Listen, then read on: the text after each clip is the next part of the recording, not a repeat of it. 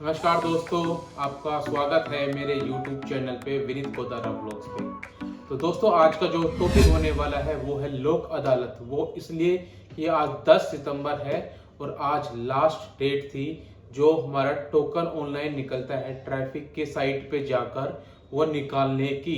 अब वो बंद हो गया है और जो हमारी लोक अदालत लगने वाली है वो है 13 तारीख की, 13 सितंबर 2025 की।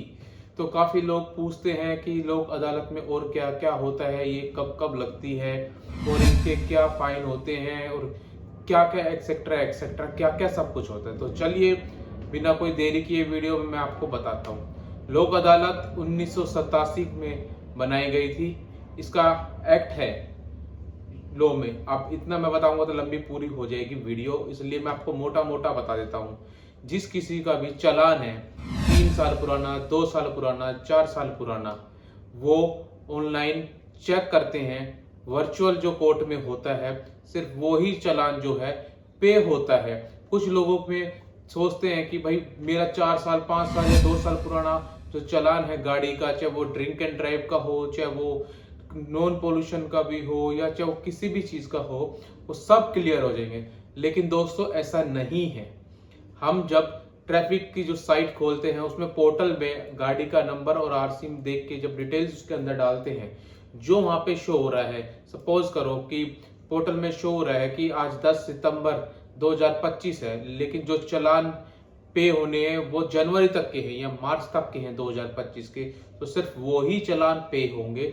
और दूसरी बात ये कि जो बाकी जो चालान रहते हैं, जैसे कि वर्चुअल कोर्ट से रेगुलर कोर्ट में ट्रांसफर हो जाते हैं, सीधा कोर्ट में ट्रांसफर हो जाते हैं, वो यहाँ पे भरे नहीं जाएंगे। वो के लिए आपको कोर्ट में ही जाना पड़ेगा। वो भी रेगुलर जैसे नॉर्मल एक इवनिंग कोर्ट लगती है वो उसके थ्रू होगा।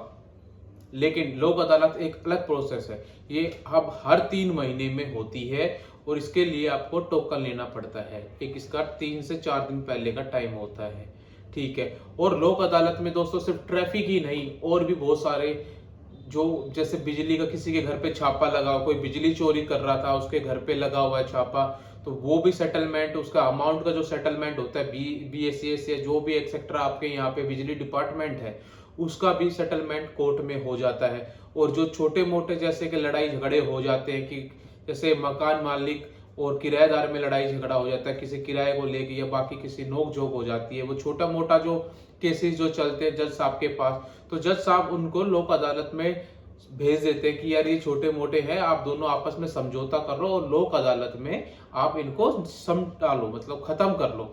और रही बात कि जो कोर्ट जज साहब ने भेजा है और ट्रांसफर किया है मुकदमा, वो फिर हम दोबारा अगर एक बार लोक अदालत में सेटलमेंट हो जाता तो उसको हम दोबारा अपील में नहीं जा सकते, वो दो, क्योंकि वो दोनों की सहमति से ही होता है।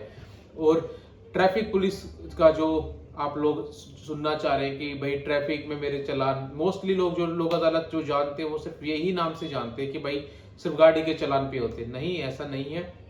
सिर्फ गाड़ी के होते हैं। आपकी बाइक है या आपका कोई प्राइवेट और जो दूसरा व्हीकल है, जैसे कोई बड़ी गाड़ी है या आपका कोई कमर्शियल व्हीकल है, जैसे ट्रैक्टर है, बस है, ट्रक है, कितना भी मोटा चालान हो, जैसे कोई 50,000 का चालान है, 20,000 का जो चालान है, जो बाकी रेगुलर कोर्ट जब लगते हैं उसमें महंगा होता है एज कम्पेयर टू लोक अदालत। लोक अदालत में जैसे कोई 10,000 का चालान है, वो भी जज साहब की ही पावर होती है कि वो 10,000 के चालान को आपका 2,000 में करे, 3,000 में करे, कई बार तो 1,000 रुपए में भी हो जाता है। तो ऐसा कोई फिक्स नहीं है।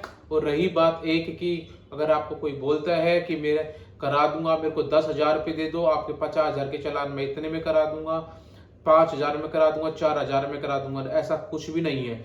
जो जज साहब ऑर्डर करेंगे, जो जज साहब फाइन बोलेंगे, वो ही फाइन हमें पे करना पड़ेगा। सिर्फ और सिर्फ हम जज साहब के सामने रिक्वेस्ट कर सकते हैं, आखिरी पावर सिर्फ जज साहब की ही होती है।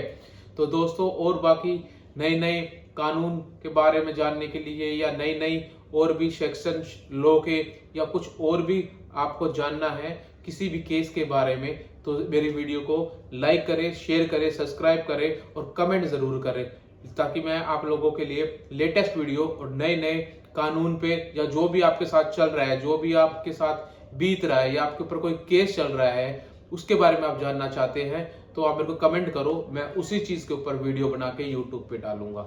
थैंक यू दोस्तों।